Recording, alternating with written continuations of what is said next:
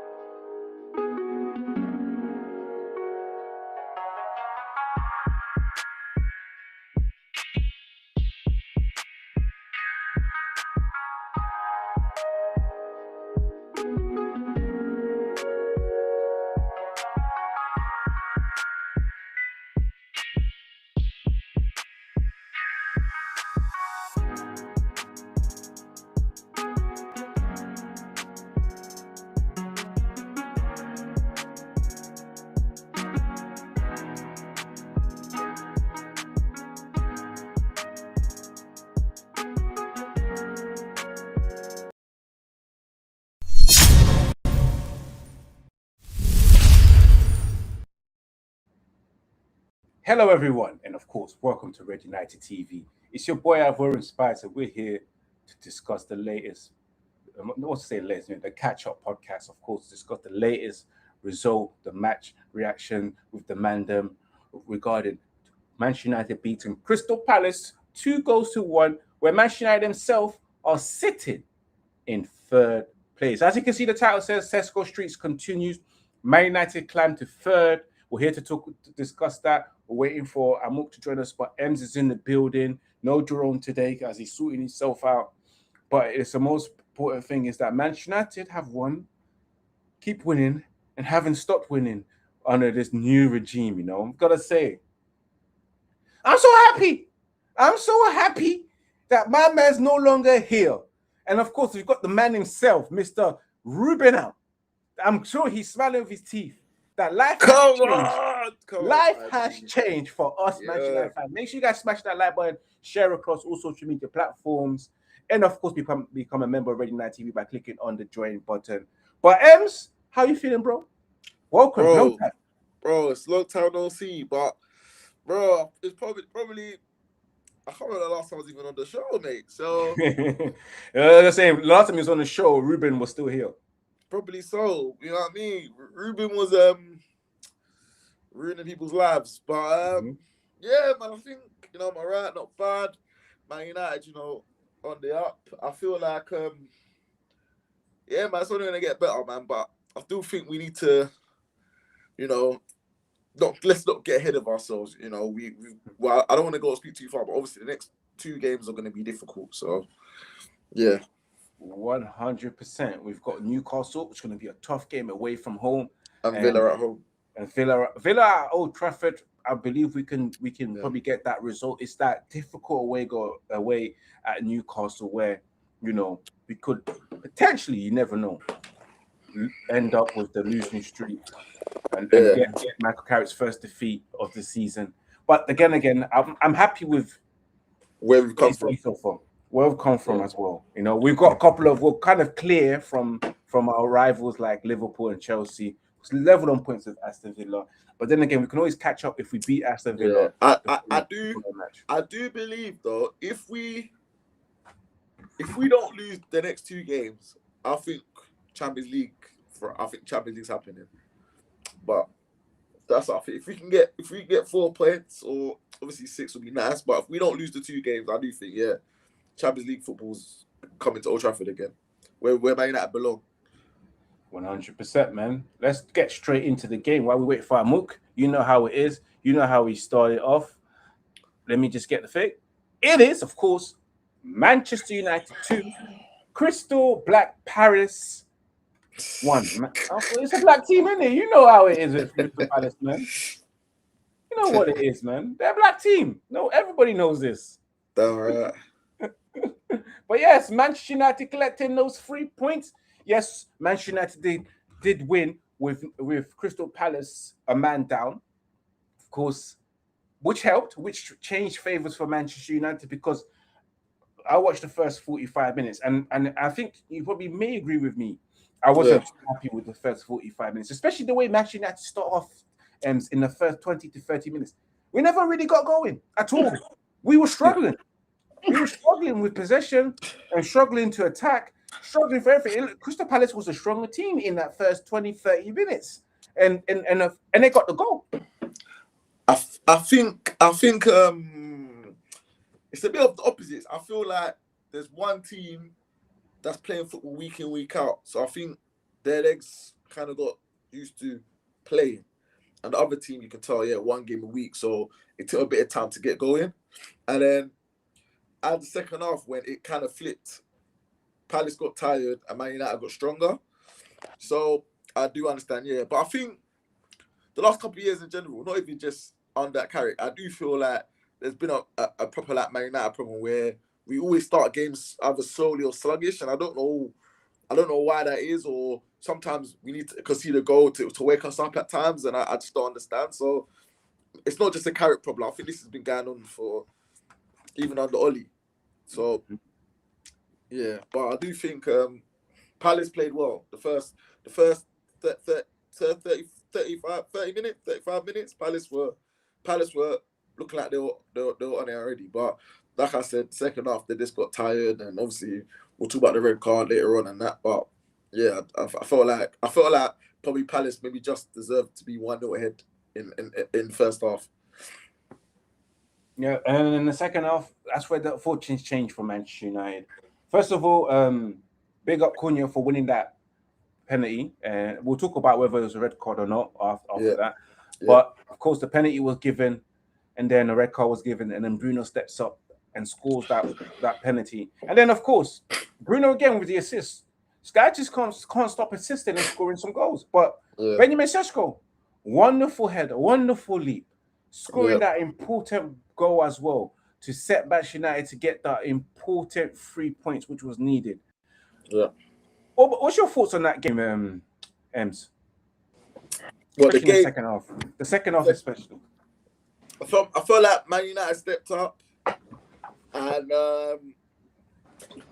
but I did feel like as Man United been doing notoriously, we struggle against teams defending a low block, which is difficult.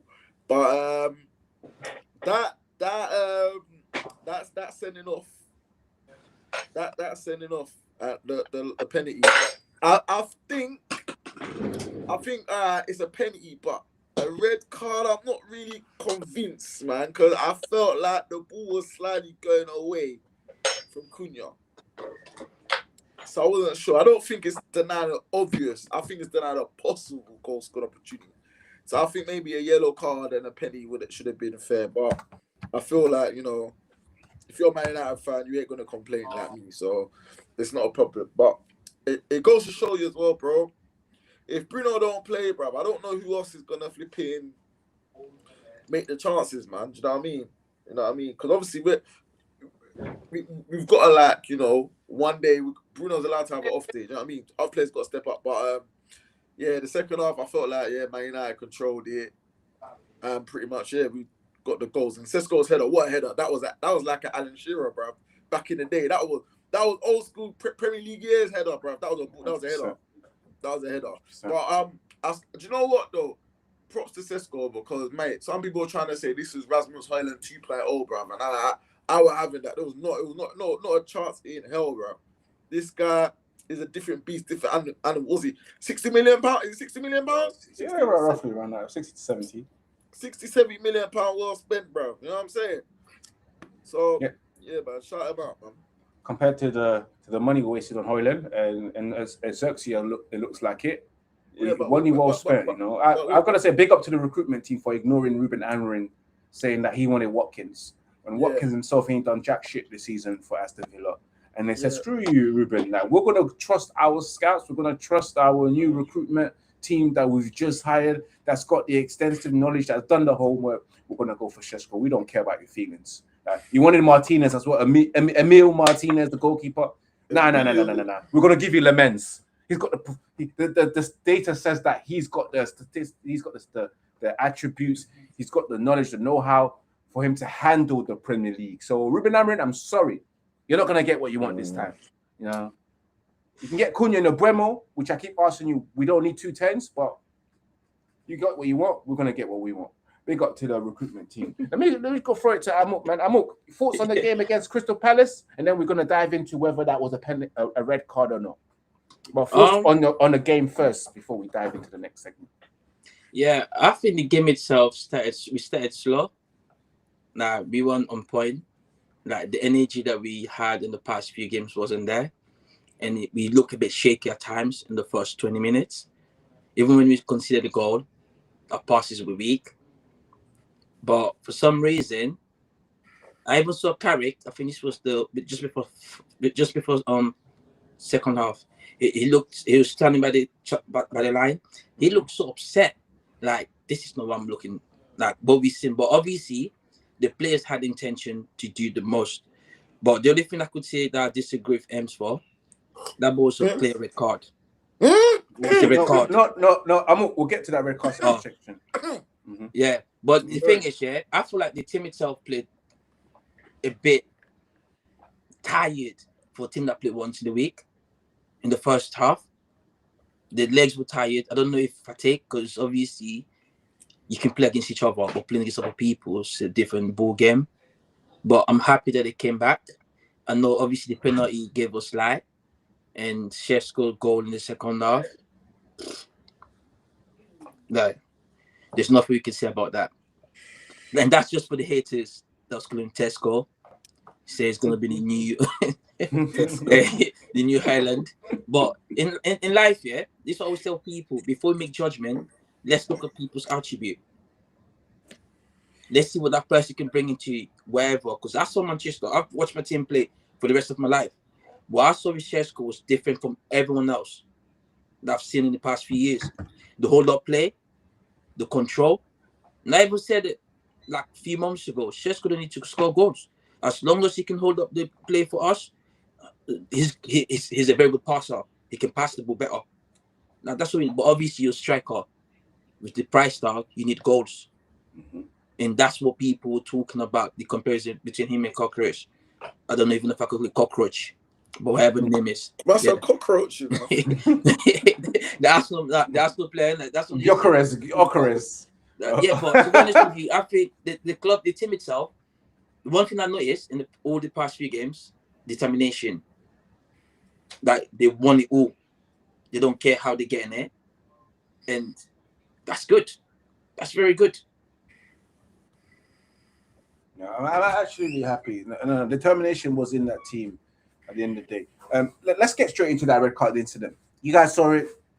Cunha on the ball. And then who was pulling back? Lacroix, men like Lacroix who scored the first goal for Crystal Palace. Yes, he's French. The name Lacroix. Only French people can have that weird ass name and spelled differently as well. But yes, hands on the shoulders of Cunha himself. Obviously, Cunha starts dropping from outside the box and then ends up actually collapsing in the box itself. M says it's not a penalty. Yellow card at best. You know, and it's not a penalty. Amok says no. I said it's a penalty. Oh, it's a penalty, but yellow card at best. Yes, so you believe it wasn't the last man? It wasn't a goal. Denying a goal scoring opportunity. I believe it's not dog. So I believe it's denying a possible goal scoring opportunity, not a. That's a red card offense, and that's a red card offense. But especially if it was in the box as well. That's a red card. Either way. He wasn't in control. I know he got fit, but he wasn't really in control. If you see how far the ball is from when he goes down, Because he was being dragged behind. You're being Cunha was being dragged behind. That's why he lost control of the ball. Wait, let me finish because I'm getting cut, bro. 1 second. The fact that I'm not complaining, we got a red card, whatever, cool. But I think if this was given against us, yeah, we'll be talking about, yo, that ball looked halfway between the keeper could have got it and the player could have got it. The way I saw it was, I felt like Cunha, listen, you got to do what you got to do, innit? I reckon if Cunha would have stayed on his foot, I reckon Henderson probably smothers the ball before Cunha gets it. But we couldn't shoot wide, and you got to do what you got to do, innit? So I'm not going to complain. But I just think, to me, I think a yellow card would have been fair, but we move, innit? I think, in my opinion, it was denying a goal-scoring opportunity, even though you felt that Henderson could save it, and especially the angle that he got pulled back. And to me, it was a penalty because at the time he started getting the stronghold and the grips. It was on the line of the D. I agree with and that. anything on the line of the D is a penalty. I agree. So for me, I 100% think it's a penalty and a red card. You know, it was double sweet for us to know that yes, it was a penalty, and again, we have the advantage because you got a man set off. So in my opinion, they're definitely a penalty for me. Definitely a red card. Amok, your thoughts? Yeah. Was it a red card? Was it a penalty to you? Both. It was penalty and a red card. Because the thing is, yeah, when I saw it the first time, I thought he was outside of the box. But Cunha's smart. And maybe that's why M's think Cunha was losing traction of the ball. But I don't think Cunha done on purpose. He said, let me get into the box. Now let go of the ball. And he went to go into the box and fell off. But before Cunha fell off in the box, my man's hand was still on his shoulder, like pulling him back. You can clearly tell that it was pulling him back. And Cunha was going like this. But you stopped someone from scoring. And you was the last man as well. That's a penalty and a red card. Like, let's say, for example, yeah, based on argument's sake, remember the referee left this and went to watch the VAR. You get what I mean? So even remember the people sitting behind it, I know they don't make the right decision all the time, but it was just there yesterday. That was the wrong choice by the defender or whoever that player was. You don't do that. And I'm happy that we got given that because it happens to us on so many occasions. We don't get penalty or red card given to the opposition. But we've had players that just do madness, small madness, and we got given penalty and red card, not red card, but penalty. But I feel like if you stop a player from moving forward, and if a goal scoring chance, you should get sent off. I don't feel sorry for no one for that. Obviously, if it was against my team, or cost the player that got sent off. Look at that, Ems. Can you see that? See that last tug there? I'm just sharing the screen. That last tug, you see where it happened? Just about on the line. Yeah. And Cunha is a very good diver, though. My man dive like... Yeah, of course, he's Brazilian. He's South American. You know South Americans, they roll on the ground all the way to the floor. They come off the line. Much, they'll roll all the way to the dressing room just to show that, oh, yeah, they got tackled. That's true. That's South Americans for you. That's true. They're the masters of dark arts. 100%. Look at that there. But for me, it was a red card. I 100% think the referee made the right decision.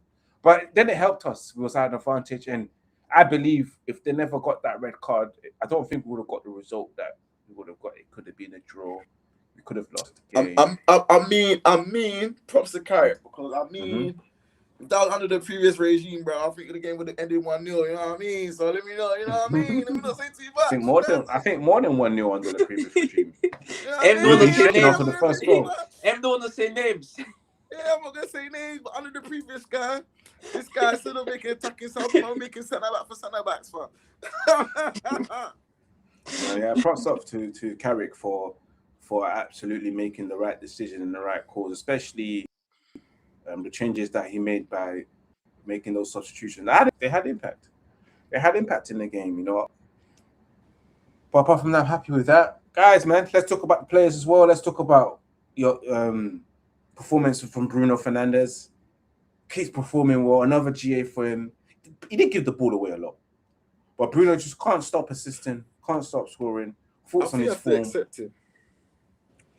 You have to accept him for who he is, bruv. This is him. He's gonna lose the ball. He's gonna lose the ball, bruv. He's 31. You can't take it out of him now. So I think you just gonna have to accept that. This is how he plays. You know what I mean? But I do feel like the day we phase him out is gonna be a very bad day because I just don't know what type of player we're gonna get to do the things he does. Because it's not easy skill what he does. You know, take the ball under pressure, lose it, don't care, gets it back, do something. Bruv, it takes a lot of courage to lose the ball and then get the ball back and don't care. Because mate, a lot of footballers would they would feel it. So for me, I feel like we've got to appreciate what we've got, and I think Bruno has. Excuse me, you gotta think, yeah. If Bruno was like in a top Man United team, bro, we'll be talking about can Bruno easily get in the best 11 and all these things. Right now, you can't be in a conversation due to the fact that the accolades he ain't won and all these things. So, yeah, it's mad. But yeah, I'm just happy Bruno plays for Man United Football Club, and I think for me, he's the best Premier League player, best player in the Premier League for me. Yeah, for me. Thoughts on Bruno's performance and his current form? Or I just have years to after I have GA? to agree with Ems. I think Bruno has all the ability to be one of the greatest players in the Prem. Like, he does it all. Like, me and you watch so many football together, cussing Bruno and that. But every time I cuss Bruno, it's just based on one thing, because he gives the ball away too much. But anything else, he's been one of the top players. And I was saying in the group chat this morning, like, since we lost Ferguson, we won since the last time we won the Premier League, that's Manchester United. That's the best player I've ever signed. Like, them numbers don't lie. They say men lie, women lie, but numbers don't lie. Like, yeah.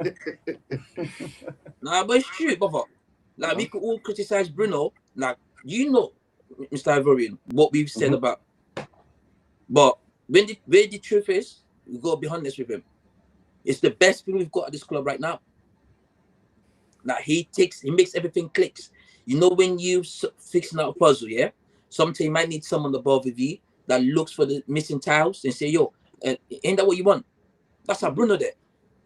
He makes everything connects easy. And to be honest with you, I'm so impressed with him under this new system. Like, because we see in life, this is just an example to all of us. When you do something you like and you feel comfortable doing it, you do it to the best ability. But when you do something that someone else is like, you know you don't want to do it. You're going to do it because that's what paid the bills or whatever the case might be. But you're doing it with a frowning face like, Mama always doing this, man. Mama always doing this. That's how the players were. Ahmad was playing. When the season started, you dissed Ahmad. Jerome dissed Ahmad. Because he was playing off, too defensive. But with the new system, everyone is playing in the right position. Cunha. I love Cunha. So Bruno doing what he does to make sure, and I'm seeing something different as well. He's becoming the leader. Now he talks. Now we actually do what other captains do. The whining, moaning is still there, but reduced a little bit. So all I gotta say, he ever signed Bruno for us, give us a good deal. I know that's Ed Woodward. Big up him. Yeah, that was Ed Woodward. That's the only thing I can big say. up to Ed Woodward for that. So, done well. He done well. Let's talk about Benjamin Šeško. First of all, let's get this article up from Diogo Dallo, who spoke about Benjamin Šeško, who's been in an absolute form, 9 games, 7 goals under Mikel Carrick. Sorry. Because Mikel Carrick, you gotta say Mikel Carrick. Yeah, because he's not English to me. The way he managed Manchester United, European football out here. We playing football out here. So you gotta give him the accent on his name. But yes, Dallo feels that Sesko's getting the deserved reward for the hard work he's putting in on the training ground and has seen at close quarters how the 73.7 million summer signing from RB Leipzig has adapted to life at one of the world's biggest clubs. He says he's an early bird as well. So the first few weeks we were coming into Carrington at the same time. We created this bond, says Dallo.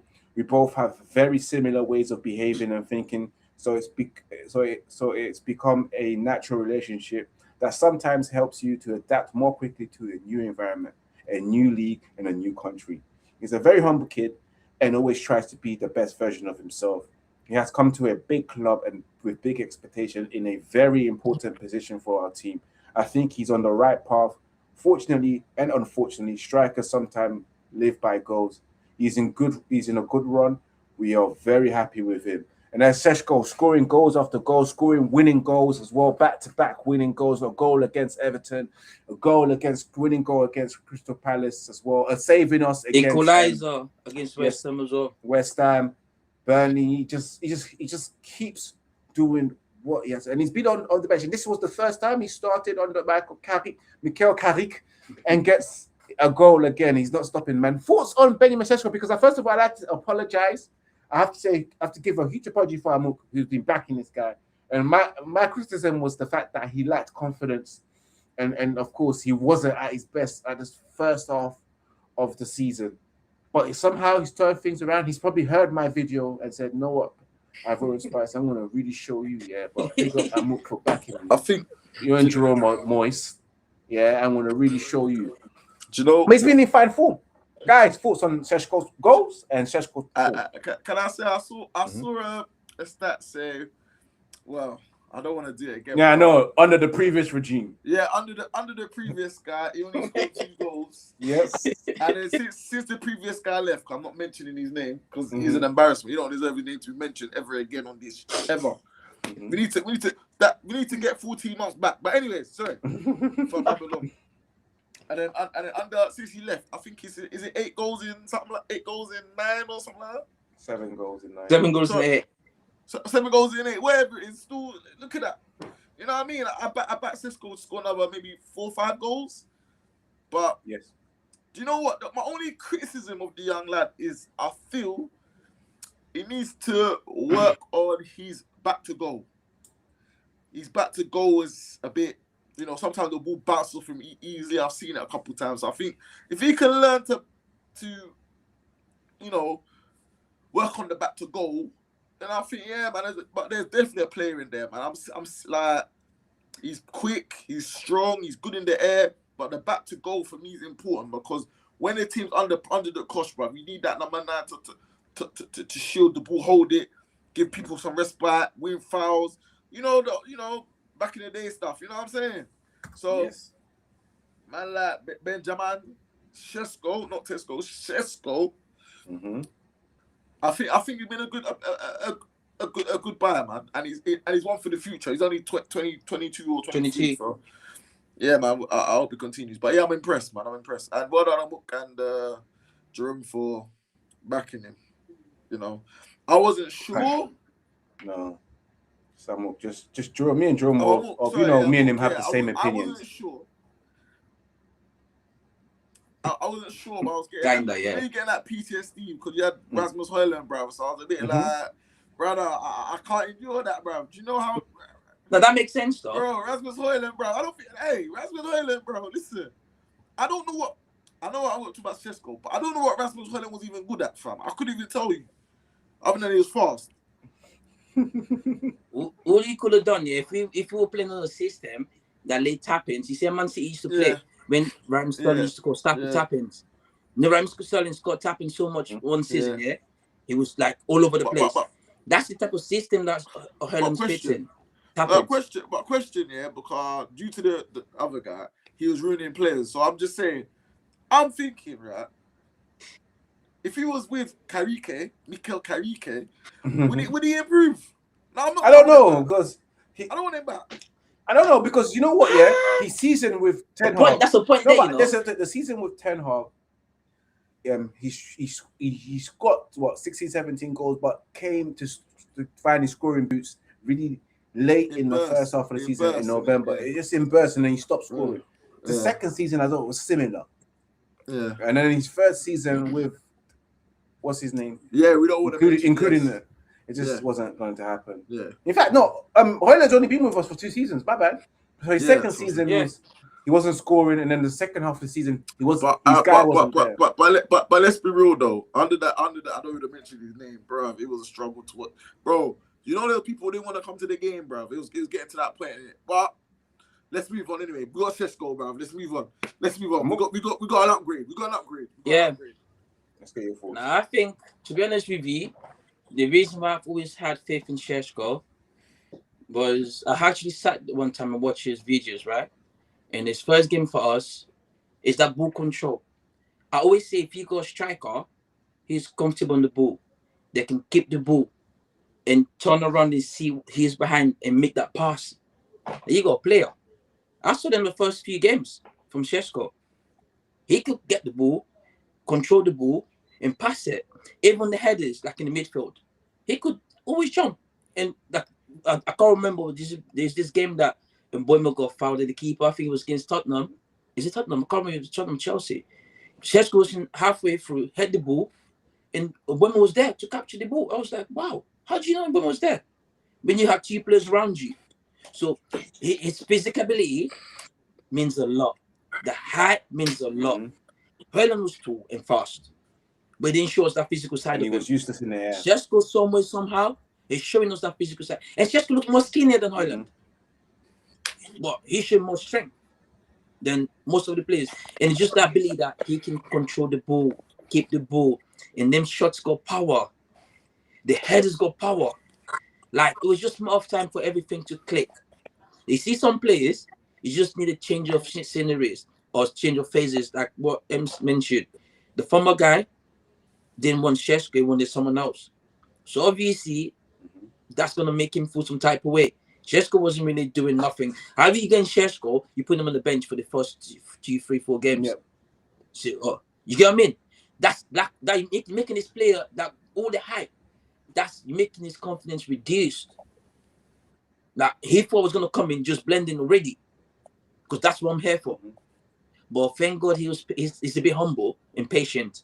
Even to ask him, he said, I don't mind coming off the bench and do the job for this club. I want to stay here. This is my club. I love that. And I watched something yesterday in the afternoon, and I don't know if it was a Sky Sport or Talk Sport. They said there's a rumor in the camp, Manchester United, that Šeško is special. That he's got something. Everyone is happy with him. Not just the players, but everyone, the owners, that the executives, the board of directors, everyone is happy with Šeško about something. They say he's a star. I don't know what that is. Maybe it's showing us now. But you've seen the goals. That's Ibrahimovic type of goals. Long legs, headers. It's beautiful to watch. And that goal against the equalizer against West Ham still got me stunned. Yes. They defended all over the place. My man just stuck his leg, you know. And the ball went. I was like, how? And it's just beautiful. We can sit and talk forever about this guy. I'm just happy that sometimes patience is virtue, isn't it? I'm just happy he's getting the opportunity. He's getting to show people what's actually made of. Because this guy left another league, you know. Not everyone comes to this league and just bust it. Yeah, 100%. Sometimes you need time to settle down. And thank God for that. 100%. And again, like I said before, I like to apologize to Šeško for not. I believed in him, but I wouldn't. At the same time, I had my doubts because, of course, you know, we wasn't at the best form. You know what, guys? You know where we was a couple of months ago. We was in the gutters. So last season? No, I'm just talking about no. What came in it, like Šeško and all that nonsense that took place with the previous regime. You know, it will make you doubt. It will make you doubt a lot of things. True. And then once he's gone, you're like, oh, these guys can play. Oh, so it was him all this time. Yeah, I knew it was him as well. Like, come on, but I like balance as well because I know it's the players and him at the same time. You know, good management. You can have great players when they can become shit players. You can have great management, shit players that can become good players. It's like that in management. Why are you waving your hands for? You're gonna say it's 100% him? It's not 100% all him. Like, brother, come on, man, brother. Come on, it got to a point where it was even.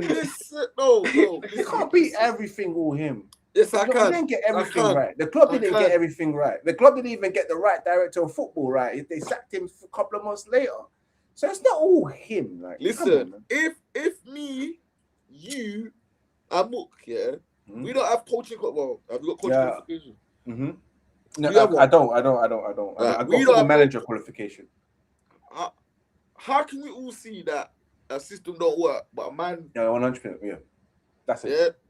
Yeah. So system is it's not all him, but I would say he got to own it, bro. And look, you can tell he's the idiot, right? Because certain fans were singing his name, all of that. Man being sacked how long ago? Man ain't made no statement saying, I think the fans were backing me, nothing. He was an absolute finesser, bro. Well, he will come out of his story. He said he's gonna come at the end of the season. But he did say he's waiting till the end of the season. He doesn't want to he don't want to disrupt anything. Exactly. That's a good man right there. You know, any petty man would have been like, he's a gentleman. Any petty man would have been like, F this, I'm going on Sky Sports tomorrow or DR Sports or whichever. Mourinho, yeah, or Piers Morgan, Talk TV and spill the tea. You don't have to spill no. All he could have said was, I thank the fans for backing me during my 14 months at the club. He can find us later. That's it. No, he can thank us later though. No, thank us later. I respect what he does though, but he is a gentleman and he's very charismatic, and I think that's what we all as fans fell for. The charisma. Yeah.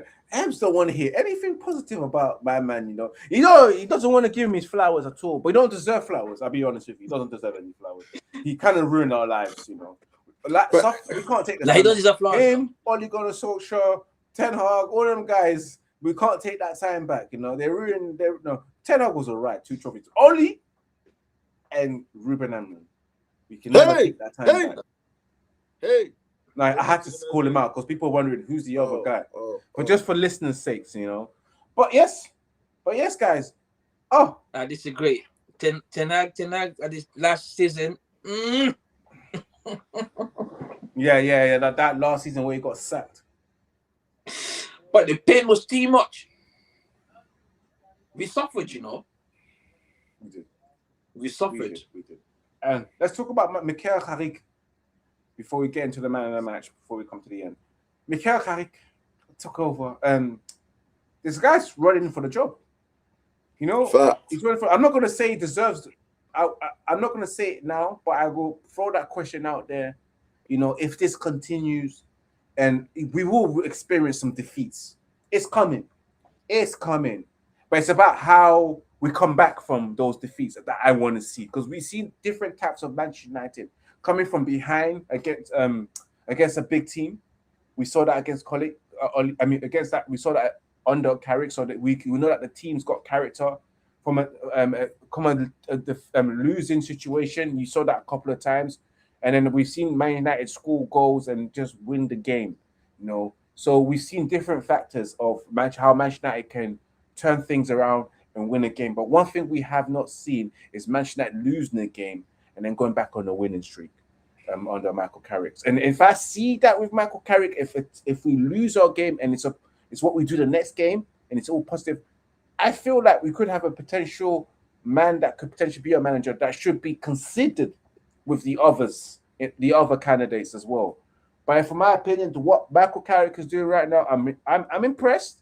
At first, the only issue that I had was the fact that he wasn't starting Benjamin Šeško. He wasn't starting the striker. He kept on going with the false 10. That was my only issue. But at the same time, we was winning. So if it's not broken, don't try and fix it, innit? But I'm just a fan, speaking from my feelings, that I feel like we should have a natural number 9 playing up front to score the goals. But hey, he brought up the natural 9 from the bench, and the guy was scoring goals. But that was my only issue with Michael Carrick. You know, I would love to see Man United play 4-3-3. He favors the 4-2-3-1 formation. It's working. Don't break it, you know, unless he becomes permanent manager and he signs these midfielders to play 4-3-3, because I know the club wants to transition to that team, to that formation, because that was the same situation with the previous manager who refused to change formation.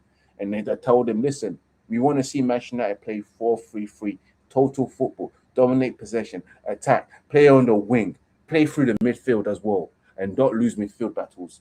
And if Michael Carrick is the guy that can do that, yeah, I'll back him. I'm backing him right now, and I like what I'm seeing, you know. And I truly believe he could potentially get this job. But I'm going to throw that to you guys. Thoughts on Michael Carrick? Are you impressed? Do you think he deserves the job, or shall we wait? I think I think we should wait till we're mathematically qualified for the Champions League, because I remember under Oli, we got ahead of ourselves and it imploded. So I feel that we have to. I think there's no rush, man. I just think let's just give to the end of the season, see where we finish. And I do think, in my opinion, he's done enough to get the job. Because right now, let's be honest, right? Who are the candidates? Because Ancelotti's signed his extension to Brazil. Yes. Tuchel's done the same. Yes. Enrique's got 1 year left on his contract at PSG. He might sign a new contract. You never know.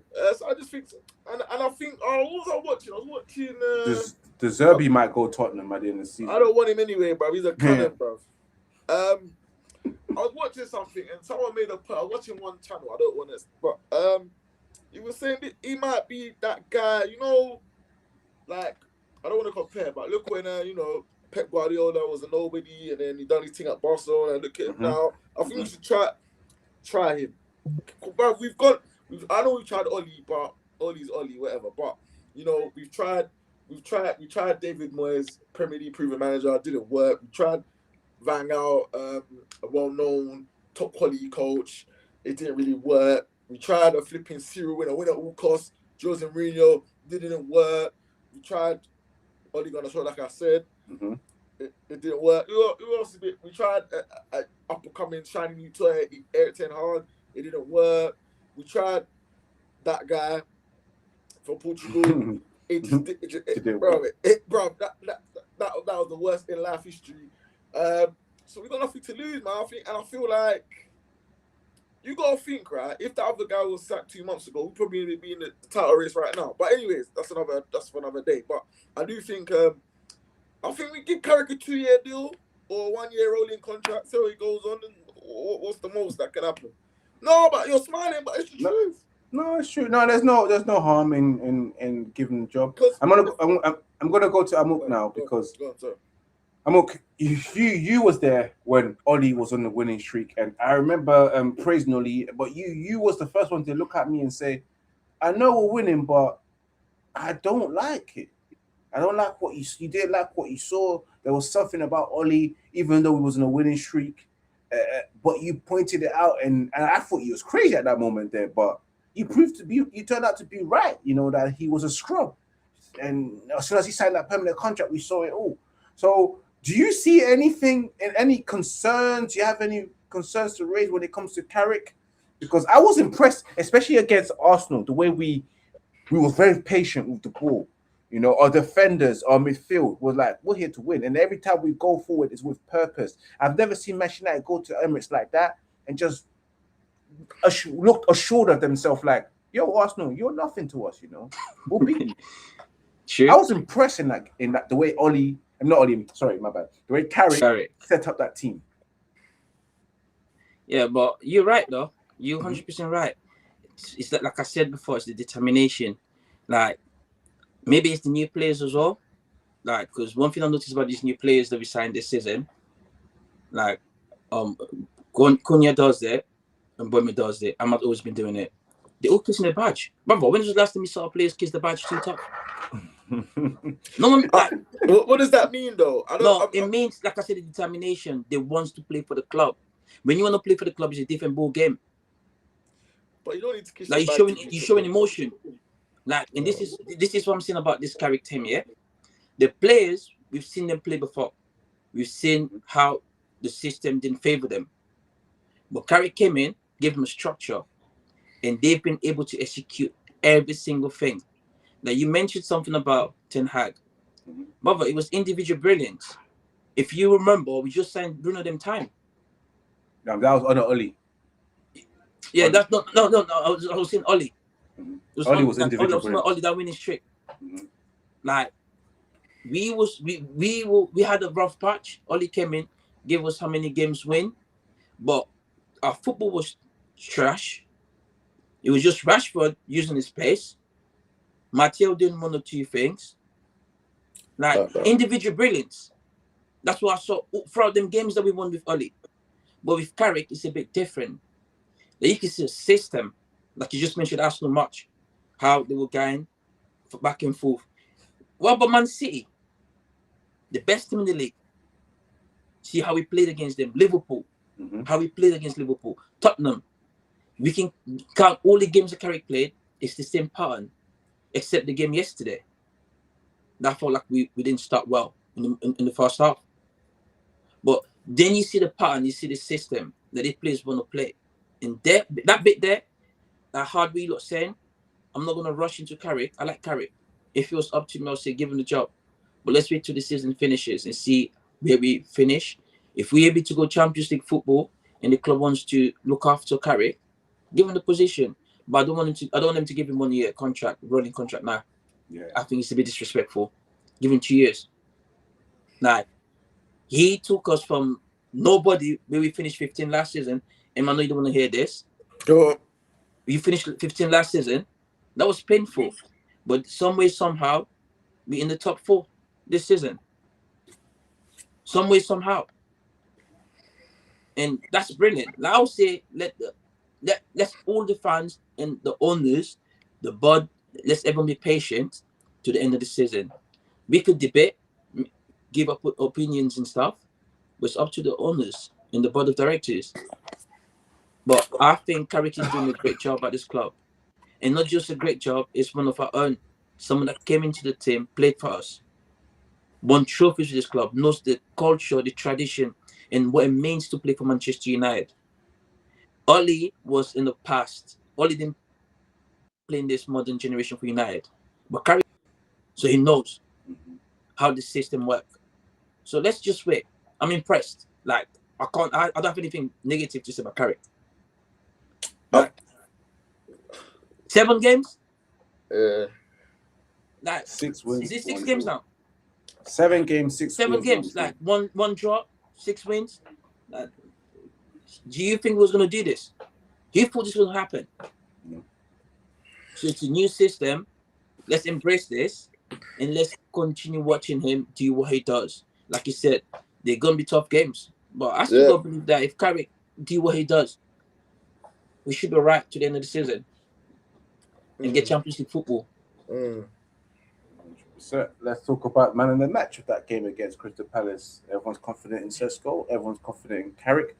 Man of the match, guys, for that game against Crystal Palace. For me, I think I'm going to have to go for Bruno Fernandes. A goal and assist. And despite the fact that he gave the ball away at numerous occasions, still turned up.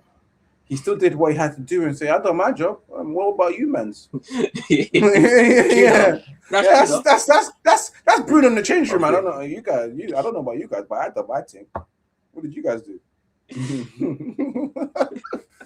Bruno Fernandes for me, man of the match. Again, sad. It's a sad thing that Luke Shaw got injured. It was coming. It was always coming. You can't play that many games. We was even surprised that you've made it that far. We're like, we were in February and you still not injured? Wow. Yeah, it was coming. Hey. Football is funny thing, though. Your man of the match, Ems. My one was Bruno Fernandes. Bruno Fernandes. Bruno Fernandes, bro. Like, yeah, there's no one there to understand that because obviously he scored his penalty, he set the goal up. And I think he's showing leadership from the clips I saw. So yeah, I don't think there's anyone else that could have deserved this award, in my opinion. 100%. For yourself, you might I have to be different from you, man. I'll give it to keeper. I'll give it to keeper. I got a reason. There's this ball like before the game finished that the save that he made, stretch his arm. Me and my brother said if those were no, it's a goal. Yeah. We're always gonna say that. We're always gonna say that. Like just what I've seen from this keeper, but I think this team is. You see, I don't know if you ever been praying. Maybe I've been praying. I don't know if you man's been praying. Maybe our prayer's working. But it's a blessing to have a keeper like him, though, at a young age as well. And we're going for next to nothing. But the ability, the quality that we've seen so far, it's too much. Big up whoever signed him, though. Yeah, the new system, the new board. Big up to them. Big up to men like Christopher Favell and of course Jason Walcott, who's done their homework, and the data team and data analysis and the recruitment team. We're finally using them. We're finally using our scouts and data analysis. You remember when there were issues? Yeah. When they were recommend players, and then Woodward will look at them like, yeah, you don't want him. They'll be like, no, really get him. And then other teams get them. Yeah. And they bang for other teams. They're finally getting paid, bro. They're making what's the word? We're getting the most out of them. You know what I mean? Yes. Yeah. And I ain't even gonna lie to you, man. Yeah. Remember when you asked the question, Mr. Ivorian, between the Aston Villa keeper, what's his name again? Martinez. Remember I did tell one of Martinez, because I've seen him keep putting it. Yes. Because I didn't know too tough about Lamens, but he ever done that deal, done the right thing. Like the height. I don't know if you watch Sky Sport. He's got everything. Yeah. With Monday. Van der Sar. Yes, I was there. I watched. Praises. It was beautiful, and I think Carragher was kind of biased though with that list there still, but that's a story for another day. Story for another day. Big up to everyone that's tuning in right now. This is your catch-up podcast. We come to the end. We're just gonna do a little score prediction against Newcastle. For me, I think it's gonna be a draw against Newcastle. It's gonna be a tough away game. If we can get 3 points, it'd be wonderful. But it could be a game for me potentially that we could get our first L and then beat Aston Villa at Old Trafford. Score prediction for you against Newcastle on Wednesday? Do you know what? Yeah, there's a lot of factors, man. If this game kicked off on Saturday at 3 p.m, yeah, I think Man United could win the game, innit? But because it's under the lights, Sir James's Park, Man United coming to town or coming to the city of Newcastle, yeah, under the lights, I don't think we get anything better than a draw, if I'm honest. Probably a 1-1 or 2-2. That's what I think. Are we going to hear something different from you? Yep. Just going with the last few games. Newcastle ain't been the same. I know we said the same thing about West Ham. We got a draw with them, but they lost against Aston Villa recently. I think we're gonna win. I would say 2-0. We're gonna win 2-0. Mark is feeling confident. He's the one that says we're going to win 2-0. 2-0. Wow, me and Ems, I said a draw. A draw. By the way, guys, as always, we'll see you on Wednesday for the Newcastle game. I believe I start at 8 o'clock. 8:15 kickoff. I just hate these late kickoffs, man. It's not easy, guys. Especially, I know that it'll be a late night for me. But smash that like button, guys. We do it for you. I do it for you. Share across all social media platforms. Become a member of Ready Night TV by clicking on that join button. Follow Ready Night TV across all social media platforms. In the link description as well. We'll see you on Wednesday, and then we'll see you next week again, hopefully at 8 p.m. for the next one. Hopefully, Manchester United have won 2 games in that week because we've got Aston Villa on the weekend, and we've got midweek on Wednesday, Newcastle. Big up to everyone. Smash that like button, share across all social media platforms. Remember to keep it united, and remember, most important, to keep it Red United. We're out. Peace and love. See you next time. Peace.